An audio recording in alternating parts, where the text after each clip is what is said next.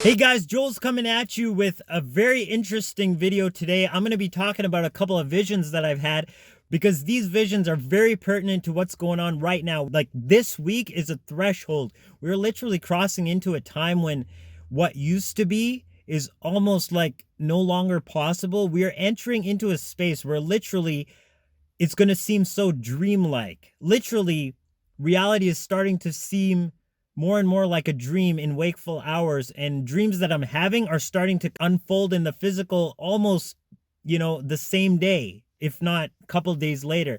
It's intense of what's happening. And right now, today that I'm releasing this video is November 6th, and this is the day when talking about the constellations, okay? We're not talking about tropical zodiac here.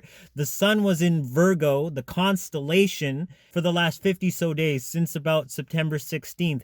But today, the sun has entered into the constellation of Libra. Right now, tropically, we're mid-Scorpio, but constellation, when you actually look at the real clock in the sky, the sun has entered into those justice scales, and it's almost tangible. You can feel like this axe of judgment is falling. But with that being said, I'm going to get right into the vision here. This first vision that I had probably happened around April or May of this year. I'm not too sure because I didn't write the date down, and I'm just telling you this from memory. So whatever source brings up, I'm going to relay to you.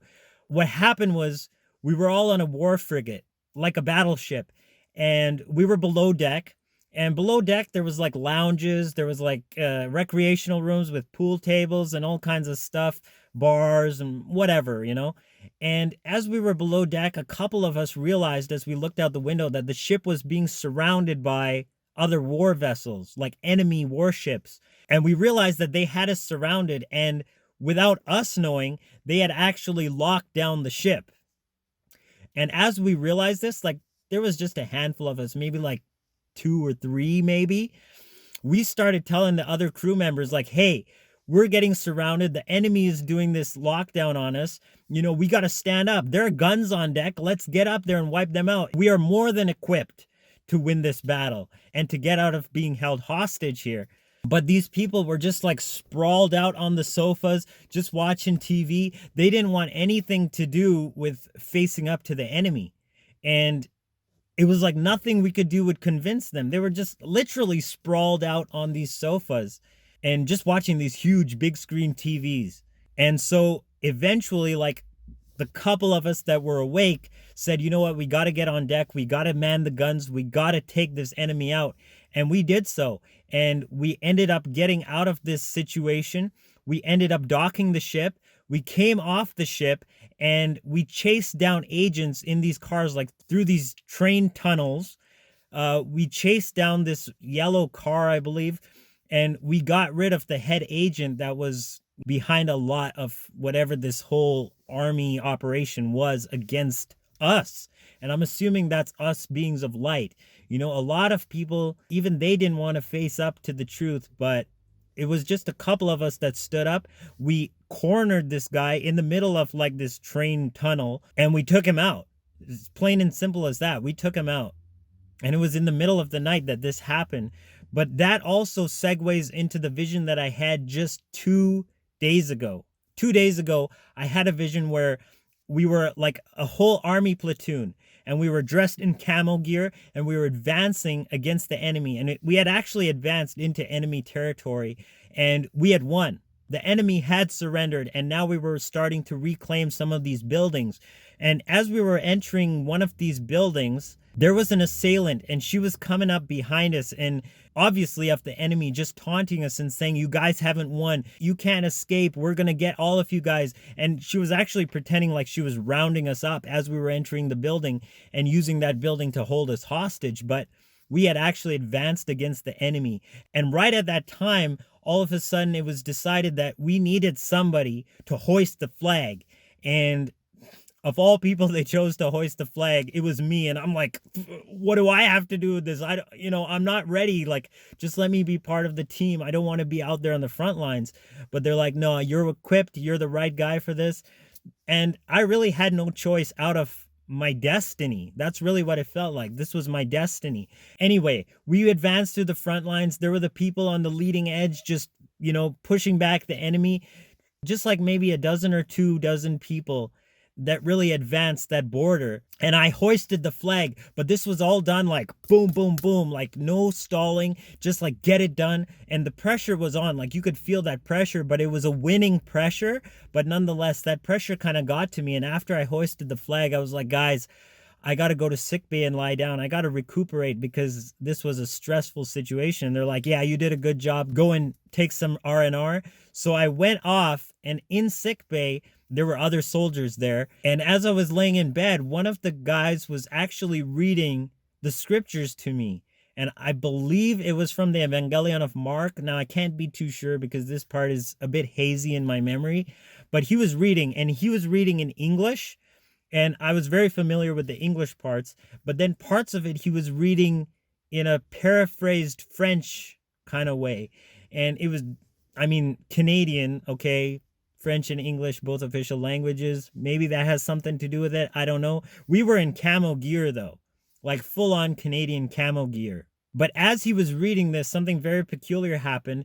There was another person that I used to know pretty well, came up behind him just with a mocking spirit and was just like, is this really what the text says? Can you really be so sure that this is what it means? Is this what God really said? And as soon as they said that, I knew, like, this is literally what the serpent said in the Garden of Eden. And I said out loud, this sounds like Lucifer. And I rebuked that spirit right there in the vision. And immediately that winning authority just kind of flooded back into the atmosphere. And it's so interesting because right after that, a bunch of us advanced into a building. Funnily enough, the building was IKEA where I used to work. But anyway, they were still enforcing like masks to get in. But the law was done away with. It was over because the battle had already been won. But regardless, they were still enforcing this nonsense. But we snuck in right behind the person at the door. And we started entering and making our way to the innermost parts of the store, which, if you know IKEA, they build it like a maze on purpose. But we got through that first door, and when we got to the second door, the person checking for masks really didn't care. And I walked right in, but behind that door, there were 2 guards. And they were occupied with someone else who wasn't muzzled. But I walked in, and I started just walking down the hallway, just like, ooh, like they didn't see me. But before I knew it, this huge hand just kind of rested on my left shoulder. And it was huge. Like, these guards were huge, okay? And slowly, like, I just couldn't keep walking forward. And before I knew it, this hand was just like holding me back. And then I kind of stopped and looked up, and he's like, you got to leave. We got to get rid of you. So before I knew it, he just held me in a chokehold and took me out of that second stage of the store and put me out. And I'm like, something's weird. So I was like, we have to wear the mask to get past this guard. But once we're in, we're going to shed the light like never before. So I put the mask on, and, some of my team was just like looking at me like, what are you doing? You never wear your mask. And that goes in the physical too. I never wear my mask. But I did that just to get past the guard. The guard looks at me. He's like, okay. And I walked in and I immediately took it off. And before I knew it, inside the store, there were other people that were congregating, and we were all collaborating without masks, by the way. We were all collaborating on learning these new things. People that hadn't been so equipped as we are right now to get the ball rolling, like they were learning what I had to share. And we were just sharing with each other strategies, downloads. And before we knew it, like, we had a team waiting for us on the inside. But because of whatever circumstances they had to deal with, they weren't able to fight the battle in this first phase, but they were more than ready to pick up the gauntlet and start in the second phase. So this is the vision that I had. And really, it's like I said, we're entering into an age of justice. And these dreams, man, they're starting to manifest like nothing. Like, I just got back from the Cave of Adullam, and if you don't know that, that's Pastor Art's church. Literally, I walk in, and what do I see? The worship team is dressed in full-on camo gear, and they're singing battle songs.